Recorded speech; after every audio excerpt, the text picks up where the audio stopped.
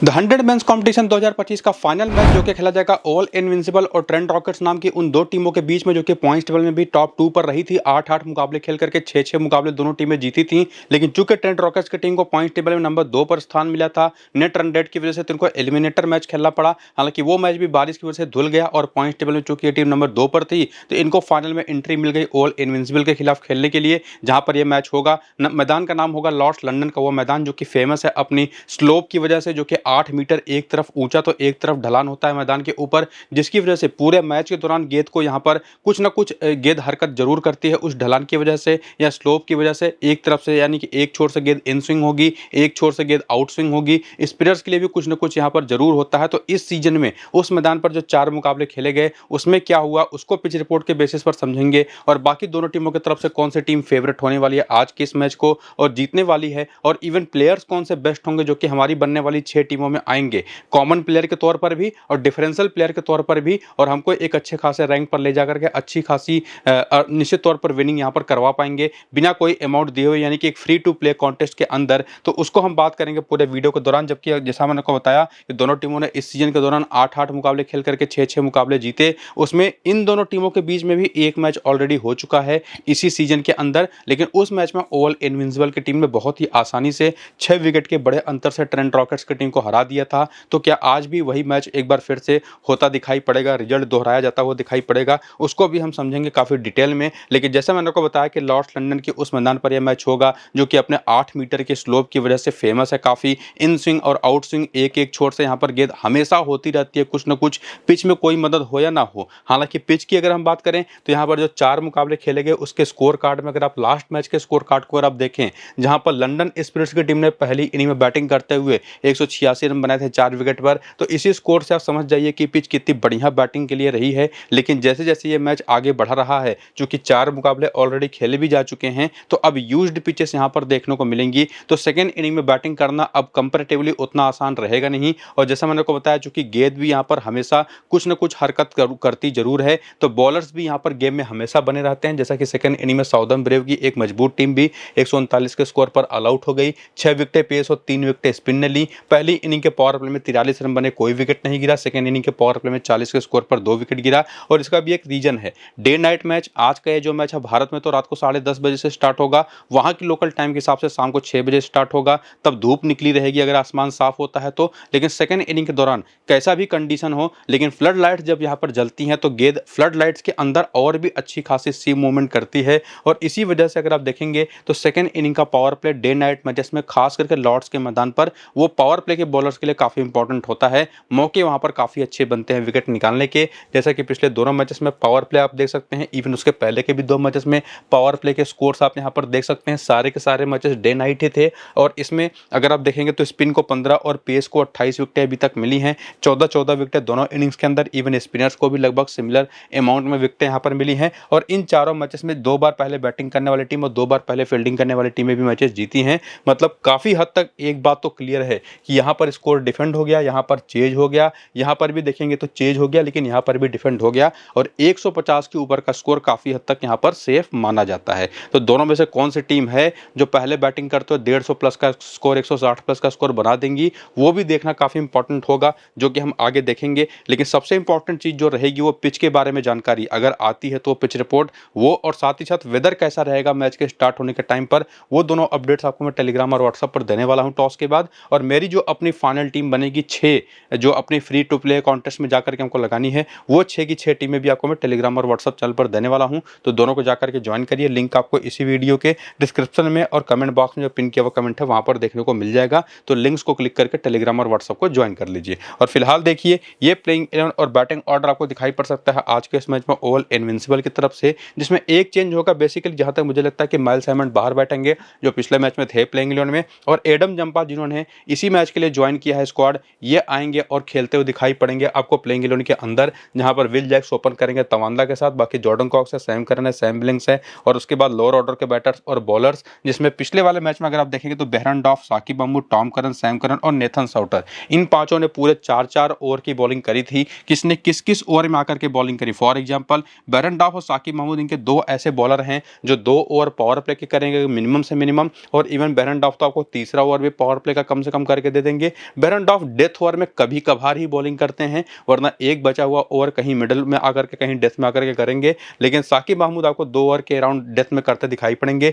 बाकी Tom Curran 1 over power play का, 1 middle का, 2 ओवर डेथ का, जो कि इसके पहले भी आप देखेंगे तो इसके पहले वाले मैच में तो 3 ओवर कर गए थे डेथ का। तो स्पेसिफिकली साकिब महमूद और टॉम करन ज्यादा इंपॉर्टेंट बॉलिंग ऑप्शंस हैं, जो कि आखिरी के 6 ओवर की बॉलिंग करेंगे या आखिरी की 30 गेंदें। और उसी में सैम करन को भी आप इंक्लूड कर सकते हैं, जिसमें जेसन बेरेंडॉर्फ मेनली पावर प्ले के बॉलर के तौर पर खेलते हैं। बाकी नेथन साउटर आपको मिडिल ओवर्स में बॉलिंग करते दिखाई पड़ेंगे, जिसमें जंपा भी आज के इस मैच में आपको बॉल करते देखने को मिलेंगे। इसके बाद रीसेंट फॉर्म अगर आप देखने आए तो टोटल 9 मुकाबले इस टीम ने खेले इस पूरे सीजन के दौरान, जिसमें से लास्ट वाला मैच जो एलिमिनेटर था वो तो बारिश की वजह से धुल गया। लेकिन उस मैच में अगर आप देखें, और वो तो ट्रेंट रॉकेट्स की टीम की मैं बात कर रहा था, अगर विल जैक्स की टीम की जो बात करें, जो वर्ल्ड इनविंसिबल की है, इसने 8 ही मैचेस के लिए सीधे फाइनल में एंट्री ली। तो उन 8 मैचेस में निश्चित तौर पर 6 मुकाबले ये टीम जीती भी, इवन ट्रेंट रॉकेट्स को भी हरा करके आ रही है। तो निश्चित तौर पर परफॉर्मेंस तो प्लेयर्स की काफी बेहतर रही ही होगी। जिसमें विल जैक्स की बात करें तो उन्होंने 45, 25, 9, 1, 38, 0, 61, 24 इस तरीके की पारियां खेली थी, जिसमें ये एक इंडिकेशन आपको दिखाई पड़ रहा होगा, ये जो सिंगल इन्वर्टेड कॉमा का है ना, ये इंडिकेशन जहां भी लगा हुआ होगा, वो चाहे बल्ले से बने रनों के साथ या बॉलिंग से ली गई विकेटों के साथ, यानी कि वो परफॉर्मेंस पहली इनिंग की बैटिंग या बॉलिंग का है। जैसे फॉर एग्जांपल अगर हम टॉम करन का एग्जांपल ले लें यहाँ पर, तो ये जो 2 विकेट है, ये जो 1 विकेट है, 2 विकेट 1 विकेट है, ये सभी के साथ नंबर्स के साथ आपको क्या लगा हुआ है, सिंगल इन्वर्टेड कॉमा, मतलब ये पहली इनिंग की बॉलिंग परफॉर्मेंस है। लेकिन जहां पर वो सिंगल इन्वर्टेड कॉमा नहीं लगा हुआ है, वो सेकंड इनिंग की बॉलिंग परफॉर्मेंस है। सिमिलरली बल्लेबाजों के भी वो नंबर्स आपको देखने को मिलेंगे। और उसमें अगर आप देखें तो सैम करन ने जब भी पहली इनिंग की बॉलिंग की पिछले 4 मैचेस में, तो 2 बार 2-2 विकेट, 2 बार 1-1 विकेट लिया है। लेकिन पहले 2 मैचेस में जब पहली इनिंग की बॉलिंग करी थी तो कोई विकेट नहीं लिया था। लेकिन सेकंड इनिंग की बॉलिंग में भी अगर आप देखें तो 2 ही इनिंग्स में 5 विकेट, तो फ्रीक्वेंसी तो निश्चित तौर पर सेकंड इनिंग की बॉलिंग, चूंकि सैंपल साइज भी केवल 2 ही मैचों का है, तो वहां पर बेहतर दिखाई पड़ेगा। लेकिन एक बात तो कम से कम क्लियर है कि चाहे पहली इनिंग की बॉलिंग हो चाहे सेकंड इनिंग की बॉलिंग हो, टॉम करन ने पूरे टूर्नामेंट के अंदर पहले 2 मैचेस के बाद जबरदस्त काम किया है। और उसी तरह से विल जैक्स की भी बात कर लें तो पहली इनिंग की बैटिंग जब इन्होंने करी है तब ये 38 का स्कोर है, 0 का स्कोर है। लेकिन बाकी सेकंड इनिंग की बैटिंग करी है तो 24, 45, 25, 9 और 1 का स्कोर है। तो चूंकि सेकंड इनिंग की बैटिंग का स्कोर या सैंपल साइज कह सकते हैं 2 ही मैच का है 8 में से, तो वो उतना बड़ा सैंपल साइज है नहीं कि उसके ऊपर आप बहुत ज़्यादा डिपेंड करें। लेकिन निश्चित तौर पर विल जैक्स एक ऐसे प्लेयर के तौर पर खेले हैं अभी तक जो कभी कभी बॉलिंग भी कर देंगे। बल्ले से बहुत बड़े स्कोर अभी तक तो नहीं निकल करके आए हैं, लेकिन ठीक ठाक से एक ऑप्शन के तौर पर है, जिनको 6 में से 3 टीमों में अपनी लेकर के जा सकते हैं। सारी की सारी टीमों में रखना काफ़ी रिस्की इनको रहेगा। और खास करके तब जब अब एडम जंपा भी एक रेगुलर बॉलर के तौर पर खेलेंगे, यानी कि छठे बॉलिंग ऑप्शन के तौर पर, तब इनके बॉलिंग के चांसेस भी काफ़ी कम हो जाते हैं। इसके बाद तवांदा मुये की बात कर लें तो इन्होंने भी जब भी पहली इनिंग की 2 बार बैटिंग की है तो 33 और 5 का स्कोर है। सेकंड इनिंग की बैटिंग करी है तो भी निश्चित तौर पर ठीक ठाक से ही पारियां हैं। और ये भी वैसे ही प्लेयर है कि 2 से 3 टीमों में ही जगह बना पाएं। जॉर्डन कॉक्स निश्चित तौर पर जबरदस्त फॉर्म में रहे हैं। शुरुआत तो बहुत अच्छी पहले 2 मैचेस में नहीं थी, उसमें एक बार नॉट आउट भी रहते, लेकिन उसके बाद अगर आप देखें तो कमाल की पारियां रही हैं, चाहे पहली इनिंग की बैटिंग रही हो चाहे सेकंड इनिंग की। और इवन इस टीम के खिलाफ, जिसके खिलाफ आज का मैच खेलेंगे ना, इसके खिलाफ भी जब खेले थे 6 विकेट से ये टीम जीती थी, तो 58 नाबाद की शानदार पारी इन्होंने खेली थी। और सैम करन ने उसी मैच में 54 रन की शानदार पारी खेली थी। जबकि ये जो विल जैक्स और टवांडा मुये है ना, उस मैचेस में ये दोनों के दोनों फ्लॉप हो गए थे, 9 और 20 रन की पारी खेली थी। तो वो भी एक आंकड़ा है जो कि देखना जरूरी है। लेकिन जॉर्डन कॉक्स और सैम करन निश्चित तौर पर जिस तरीके के फॉर्म में दिखाई पड़े हैं, ये दोनों ऐसे प्लेयर हैं कि जो मिनिमम 6 में से 4 टीमों में या 5 टीमों में तो कम से कम आपके होने चाहिए। और सैम करन तो इवन 6 की 6 टीमों में भी आपके होने चाहिए, सिमिलरली टॉम करन की तरह। तो निश्चित तौर पर ये तीनों काफी इंपॉर्टेंट ऑप्शन बन जाते हैं इस टीम की तरफ से। बाकी सैम बिलिंग्स और डोनोवन फरेरा 2 ऐसे नाम रहे हैं जिनकी बैटिंग काफी कम ही आती रही है। और उसमें भी डोनोवन फरेरा को जब भी मौका मिला है एज ए बैटर काफी बढ़िया यूटिलाइज उन्होंने किया है। 24 नाबाद, 41, 14, 18, 63, 9 नाबाद की पारियां। हालांकि सैम बिलिंग्स को उसमें अगर आप देखेंगे तो ये कुछ खास कमाल करते दिखाई नहीं पड़े हैं, हालांकि इनको बॉलें भी कम फेस करने का मौका मिला है। तो ये दोनों के दोनों ना वो ट्रम्प ऑप्शन होंगे जो किसी एक टीम में आकर के आपको एक सिंगल हैंडेड ऐसा स्कोर करके दे दें कि आपका रैंक एकदम निश्चित तौर पर काफी तेजी से ऊपर जाए। उस तरीके के प्लेयर होंगे जिसमें डोनोवन फरेरा ज्यादा बेहतर ऑप्शन है। और उसके बाद आते हैं जंपा, निश्चित तौर पर काफी बढ़िया फॉर्म में गुजर करके आए हैं, T20 के बहुत अच्छे बॉलर रहे हैं। हालांकि इस मैदान पर 4 मैच में पिछले 15 ही विकेट स्पिनर्स को मिली हैं, ये भी आपने पिच रिपोर्ट में देखा। लेकिन निश्चित तौर पर ये एक ऐसे प्लेयर है जो कि कम से कम 2 से 3 टीमों में तो आपके जरूर होने चाहिए। नेथन साउटर भी 1 से 2 टीमों में आपके आ सकते हैं, लेकिन उसमें साकिब महमूद, जेसन बेरेंडॉर्फ की बात करें तो साकिब महमूद का आपने देखा 2 ओवर पावर प्ले के, 2 ओवर डेथ के तो जरूर करेंगे। पिछले 2 मैचेस में विकेट लेस भी गए हैं, हालांकि पहले 3 मैचेस में 6 विकेट इन्होंने ली भी थी, और इस मैदान पर जहां पर तेज गेंदबाजों का बोलबाला होता भी है निश्चित तौर पर, तो ये भी एक ऐसे ऑप्शन है जो कि 3 से 4 टीमों में आपके होने चाहिए। और जेसन बेरेंडॉर्फ भी उसी तरीके से, जैसे मैंने आपको कहा था कि पावर प्ले की बॉलिंग यहाँ पर काफी इंपॉर्टेंट होती है, ये खुद एक अच्छे पावर प्ले के बॉलर हैं, तो निश्चित तौर पर ये भी एक ऐसे प्लेयर है जो कि कम से कम 2 से 3 टीमों में तो आपके होने ही चाहिए, किसी भी इनिंग की बॉलिंग हो। तो इसी तरह से जो प्लेयर्स की यूटिलिटी आपको मैंने बताई कि Jordan Cox, Sam Curran, Tom Curran 3 सबसे इंपॉर्टेंट ऑप्शंस हैं, और बाकी प्लेयरों की जो यूटिलिटी आपको मैंने बताई कि वो कितने ज़्यादा इंपॉर्टेंट है, कितनी टीमों में आपके होने चाहिए, उसी तरह से आपको रोटेट करना है। बल्लेबाजों को बल्लेबाजों की जगह पर, बॉलर्स को बॉलर्स की जगह पर, और बाकी जॉर्डन क्लार्क, माइल्स सैमंड जैसे जो खिलाड़ी हैं, मुझे लगता नहीं है कि आज के इस मैच में खेलते दिखाई पड़ेंगे।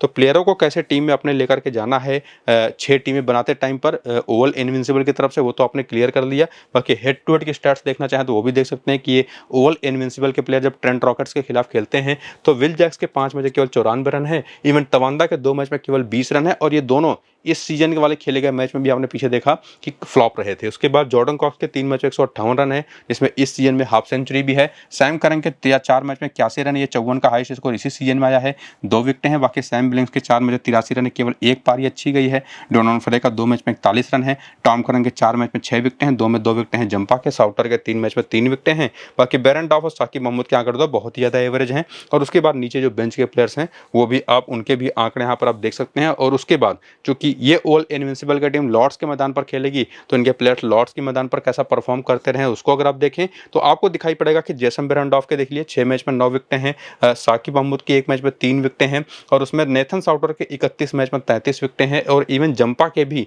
3 मैच में 6 विकेटें हैं। तो बॉलर्स यहाँ पर अच्छा करते ही हैं, और स्पेसिफिकली तेज गेंदबाज। लेकिन टॉम करन के आंकड़े देखें तो 13 मैच 295 रन, लेकिन विकेट केवल 8 है। हालांकि ऐसे कई सारे मैचेस इन्होंने यहाँ पर खेले हैं जब बॉलिंग इन्होंने करी नहीं है। इसके बाद डोनोवन फरेरा और सैम बिलिंग्स के आंकड़े एज यूजुअल काफी खराब ही है, निश्चित तौर पर काफी नीचे बैटिंग करने देते हैं। सैम करन के 15 मैच 319 रन है, 22 विकेटें हैं, तो कैप्टेंसी के बहुत अच्छे चॉइस हैं। और बाकी तीनों टॉप ऑर्डर के बैटर्स के भी आंकड़े देख सकते हैं जो कि एवरेज ही हैं। इसके बाद प्लेयर बैटल में देखेंगे तो टवांदा मोएया एक ऐसे खिलाड़ी रहे हैं जो लेफ्ट आर्म ऑर्थोडॉक्स बॉलिंग पर काफी बुरा खेलते हैं। 109 गेंद पर 109 रन बना करके 10 बार आउट हो चुके हैं। उसमें रेहान अहमद की लेग स्पिन पर भी 1 बार आउट हुए हैं, डेविड विली पर भी 2 बार आउट हो चुके हैं सस्ते में शुरुआत में, और सैम कुक। और ये जो सारे के सारे बॉलर्स हैं, चाहे वो स्पिनर हो चाहे पेसर हो, एक तो पावर प्ले में कुछ बॉलर, उसके बाद कुछ पावर प्ले के जस्ट बाद आते बॉलिंग करते दिखाई पड़ेंगे, तो इनके नंबर जो हैं आज के इस मैच में भी गड़बड़ी दिखाई पड़ रहे हैं। बाकी विल जैक्स को भी रेहान अहमद ने एक बार सस्ते में निपटाया है, सैम कुक ने तो 4 बार आउट किया 49 गेंद पर 63 रन दे करके, जॉर्ज लिंडन 2 बार, एक बार डेविड विली ने। बाकी सैम करन को देखें तो कोई स्पेसिफिक कमजोरी इनकी नहीं है किसी टाइप ऑफ बॉलिंग पर, लेकिन रेहान अहमद, लोकी फर्गुसन और मार्कस स्टोनिस पर एक बार सस्ते में आउट हो चुके हैं। बाकी जॉर्डन कॉक्स भी लेफ्ट आर्म ऑर्थोडॉक्स बॉलिंग पर स्पेसिफिकली फंसते हैं, लेकिन सैमुअल कुक पर भी दिक्कतें इनको रही हैं। और उसके बाद सैम बिलिंग्स, टॉम करन और डोनोवन फरेरा के भी प्लेयर बैटल के आंकड़े आप देख सकते हैं। इंडिविजुअल बॉलर्स के खिलाफ भी, टाइप ऑफ बॉलिंग के खिलाफ तो कोई दिक्कत किसी को है तो डोनोवन फरेरा को, या लेग स्पिन पर। बाकी इन लोगों की इंडिविजुअल ही डेटा आपको देखने को मिलेगा, क्योंकि ये स्पिन भी ठीक खेल लेते हैं, पेस भी अच्छा खेल लेते हैं। बाकी ओवरऑल ओवल इनविंसिबल की टीम तो काफी बेहतर दिखाई पड़ी है, खास करके चूंकि इस मैदान पर मैच हो रहा है जहां पर वहां पर बॉलर्स काफी यूटिलिटी वाइज बेस्ट होंगे, तो वो बॉलर तो है सामने की टीम में। लेकिन वहीं पर ट्रेंट रॉकेट्स की टीम को देखने के लिए अगर आप आए तो इनका प्लेइंग 11 बैटिंग ऑर्डर देखेंगे तो टॉम बेंटन है, जो रूट है, रेहान अहमद है, रॉस व्हीटली है, डेविड विली है, Marcus Stoinis, George Linde, Sam हेन जैसा खिलाड़ी नंबर 8 पर दिखाई पड़ेगा आपको। बेन कॉक्स, ये भी विकेट कीपर बैटर है नंबर 9 पर, क्योंकि रेहान अहमद, डेविड विली तो ऊपर ही आ जा रहे हैं बैटिंग करने, इवन रॉस व्हीटली भी, लोकी फर्गुसन और सैमुअल कुक हैं। और बाकी बॉलिंग तो ऑप्शन इनके पास बहुत सारे, जिसमें से जो रूट हो, बेन सैंडरसन तो पिछला मैच खेले ही नहीं थे, उसके पहले वाले मैच में खेल करके 3 ओवर में ही 2 विकेट लेकर के गए थे। जो रूट ने पिछले मैच में बॉलिंग नहीं करी थी। रेहान अहमद ने 2 ओवर, जॉर्ज लिंडन ने, मार्कस स्टोनिस ने 3 ओवर, लोकी फर्गुसन ने 2, सैम कुक और डेविड विली ने अपने जो ओवर्स करे थे उसके नंबर आप देख सकते हैं, जिसमें डेविड विली आपको 3 ओवर के अराउंड पावर प्ले में ही करते दिखाई पड़ जाएंगे। सैमुअल कुक 1 से 2 ओवर पावर प्ले के, 1 से 2 ओवर डेथ के। सिमिलरली लोकी फर्गुसन भी, मार्कस स्टोनिस मेजॉरिटी ओवर्स आपको मिडिल में करते दिखाई पड़ेंगे, और रेहान अहमद, जॉर्ज लिंडे भी। और चूंकि पिछला मैच इनका जो रहा था ना वो बारिश से प्रभावित था, 75 गेंदों का ही मैच था टोटल, तो इस वजह से उतने ओवर्स आपको देखने को मिलेंगे नहीं। उसके पहले वाले मैच में कितने ओवर किए थे वो भी देख सकते हैं। सकते हैं, बेंच के प्लेयर आप देख सकते हैं। तो प्लेयर तो इनके पास भी काफ़ी तगड़े हैं, इवन इतने तगड़े हैं कि जो बॉलर्स हैं वो बैटिंग आकर के ऊपर कर रहे हैं, जो ऑलराउंडर। लेकिन उसके बाद आकर के रिसेंट फॉर्म अगर आप देखें और समझने की कोशिश करें कि क्या उसमें कामयाब ये लोग हुए भी हैं, तो वो आंकड़े आपके सामने हैं, जिसमें आपको दिखाई पड़ेगा कि टॉम बेंटन एक ऐसे प्लेयर रहे हैं जो पिछले मैच में तो 6 रन बना के नाबाद रहे थे। उसके पहले वाले मैच में 1 रन, उसके पहले 32, फिर यहाँ पर 9 रन, यहाँ पर 11, 49, 46, 37 और 43, यानी कि शुरुआत बहुत अच्छी करी थी। लेकिन पिछले 4-5 मैचेस में कंसिस्टेंसी की साफ कमी दिखाई पड़ी है। और उसके बाद जो रूट की बात करें तो पिछले मैच में तो नॉट आउट रहे थे, उसके पहले 25 रन 1 विकेट, 64 नाबाद, 76। खास करके पिछले 4 मुकाबले इनके बहुत अच्छे गए हैं। और उसमें से ये जो 76 रन की इनकी बेस्ट इनिंग रही है इस टूर्नामेंट की, जो कि पहली बेहतर इनिंग भी थी, क्योंकि उसके पहले के लगातार 5 मैच में फ्लॉप हुए थे। तो शुरुआत जब ये फॉर्म में आए थे ना, तो ऑल इनविंसिबल के ही खिलाफ आए थे, जहां पर वो 76 की शानदार पारी इन्होंने खेली थी। बाकी रेहान अहमद ने अपनी पूरी यूटिलिटी दिखाई है पूरे टूर्नामेंट के दौरान। एज ए बैटर भी काफ़ी कामयाब रहे हैं, जब बॉलर भी। और सीधे सीधे अगर रेहान अहमद के बारे में कहूँ तो इनको लेकर के आप कह सकते हैं कि कैसे प्लेयर हैं जो कि सैम करन की ही तरह ना सिर्फ एज ए कैप्टन और vice captain one of the best option है, बल्कि सभी टीमों में आपके होने भी चाहिए। मैक्सिमम मिनिमम से मिनिमम 5 टीम में तो जरूर होने चाहिए। और उसी में जो रूट भी एक काफ़ी अच्छे ऑप्शन बन जाते हैं, जो कि अच्छे फॉर्म में आ चुके हैं, इसी टीम के खिलाफ बढ़िया पारी भी खेल चुके हैं। बाकी रॉस व्हीटली का बैटिंग ऑर्डर क्या होगा आप कुछ नहीं कह सकते, पिछले मैच में तो बैटिंग आई भी नहीं थी। लेकिन डेविड विली जो कि पावर प्ले में बहुत अच्छी बॉलिंग कर रहे हैं, शुरुआत हालांकि टूर्नामेंट की अच्छी नहीं थी इनकी, लेकिन उसके बाद अगर आप देखें तो 3 विकेट 1 विकेट 1 विकेट 0-2 लगातार जबरदस्त बॉलिंग कर रहे हैं। और कम से कम 3 से 4 टीमों में तो आपके होने ही चाहिए। और उसी तरह से मार्कस स्टोनिस जो इस पूरे सीजन के दौरान बॉलिंग से कमाल ही करते दिखाई पड़े, पूरे ओवर लगभग हर मैच में इन्होंने किया नहीं है, लेकिन काफ़ी शानदार परफॉर्मेंस इस पूरे सीजन के अंदर इनका रहा है। और इसी वजह से एक ऐसे प्लेयर ये भी बन जाते हैं कि इनको कम से कम 4 से 5 टीमों में तो आप लेके जाएं ही। जॉस लिंडे की कितने ओवर की बॉलिंग होगी कुछ पता नहीं। बाकी अगर आप देखें तो अभी तक के जो 5 मुकाबले खेले केवल एक बार 2 विकेट निकालने में कामयाबी हासिल की है, बाकी बैटिंग भी कर लेते हैं, तो निश्चित तौर पर इंपॉर्टेंट है। तो 2 से 3 टीमों में इनको भी आपको जगह देनी है। और उसके बाद सैमन हो गए, बेन कॉक्स हो गए, इनकी तो कुछ खास यूटिलिटी ही नहीं बची है, क्योंकि बैटिंग इनकी आती ही नहीं,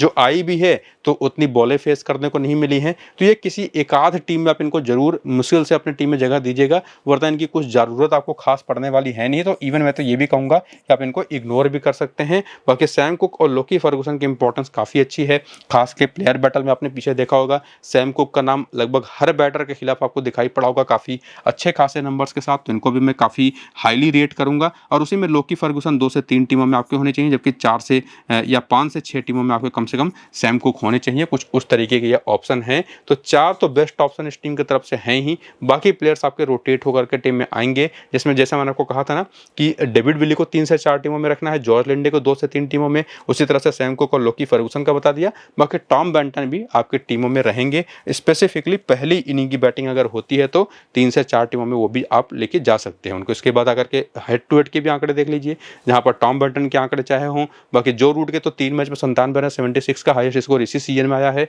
3 मैच में 3 विकेट रेहान अहमद के हैं। आंकड़े अगर आप देखेंगे तो बहुत ज़्यादा कुछ कमाल के देखने को आपको मिलेंगे नहीं। पिछला मैच ये टीम हारी भी है ओवल के खिलाफ, 5 में 5 विकेट सैम कुक के जरूर आपको दिखाई पड़ेंगे, जिसमें पहले इनिंग का स्ट्राइक रेट 10 का है। और उसके बाद वेन्यू के आंकड़े दिखाई पड़ेंगे तो एज यूजुअल यहाँ पर आपको सैम कुक हो, लोकी फर्गूसन हो, दोनों काफ़ी अच्छे खासे कामयाब दिखाई पड़ेंगे। Even Marcus Stoinis, George Linde और कुछ हद तक डेविड विली भी, और बाकी बैटर्स के भी नंबर अगर आप देखें तो यहाँ पर जो रूट खास करके और इवन टॉम बेंटन भी यहाँ पर काफ़ी बढ़िया काम करते दिखाई पड़े हैं। इनिंग के हिसाब से भी आप देख सकते हैं कि कौन कहाँ पर ज़्यादा बेहतर करता दिखाई पड़ा है। और उसके बाद प्लेयर बैटल के डेटा को देखेंगे तो टॉम बेंटन एक ऐसे खिलाड़ी रहे हैं जो बाएं हाथ की तेज गेंदबाजी पर फंसते हैं। 10 बार 184 गेंद पर 194 रन बना करके आउट हो चुके हैं। सैम करन ने भी इनको 5 बार आउट कर रखा है, हालांकि सैम करन पर आंकड़े फिर भी बेहतर हैं, लेकिन left arm medium fast bowling वो इनको दिक्कत देती है। बाकी इंडिविजुअल बॉलर्स में से साकिब अहमद को छोड़ करके बाकी सभी को बेहतर खेले हैं। बाकी जो रूट को जंप और साउटर ने एक बार सस्ते में निपटाया है, हालांकि जब तक ये दोनों बॉलिंग करने आएंगे तब तक अगर ये टिक गए तो निश्चित तौर पर 50 तो आप इनका मान करके चलिए। बाकी रॉस व्हीटली, सैम करन पर एक बार, रेहान अहमद लेग स्पिन और नेथन साउटर पर, और लेग स्पिन इनको परेशान करता है रेहान अहमद को, जो कि खुद एक लेग स्पिनर हैं। और उसके बाद बाकी की जो खिलाड़ी हैं उनके भी प्लेयर बैटल के डेटा को वीडियो को रोक करके आप जरूर ध्यान से देख लीजिए। लेग स्पिन और left arm fast medium bowling वो इस टीम के खिलाफ हमेशा काफ़ी यूजफुल बॉलिंग ऑप्शन होता है। बाकी अगर आप देखेंगे तो सैम करन और विल जैक्स को लोग ज़्यादातर कॉमनली कप्तान एवं कप्तान रखने वाले हैं, लेकिन विल जैक्स को निश्चित तौर पर आप रखिए 1 से 2 टीम में। लेकिन उनके जहां पर ज़्यादा बेहतर ऑप्शन आपके पास हैं रेहान अहमद का, इवन उसके बाद टॉम करन का, उसके बाद मार्कस स्टोनिस का भी, इनको भी आप रोटेट कर सकते हैं। बाकी फाइनल टीम जो 6 बनेगी मेरी अपनी, वो आपको मैं टेलीग्राम और व्हाट्सएप पर पिच रिपोर्ट और वेदर फोरकास्ट के साथ, वेदर के अपडेट के साथ आपको चीज़ें वहाँ पर मैं टेलीग्राम और व्हाट्सएप चैनल पर दे दूंगा। 6 टीम भी दे दूंगा, तो जाकर के टेलीग्राम और व्हाट्सएप का जो लिंक है इसी वीडियो के डिस्क्रिप्शन में और पिन कमेंट में, उसको क्लिक करके टेलीग्राम और व्हाट्सएप को ज्वाइन हो जाइए और बाकी वीडियो शुरू से अंत तक पूरा देख करके बने तो खुद से भी अपनी टीम बनाइए। बाकी इस वीडियो को यहाँ पर करते हैं खत्म, चलते हैं, नमस्कार।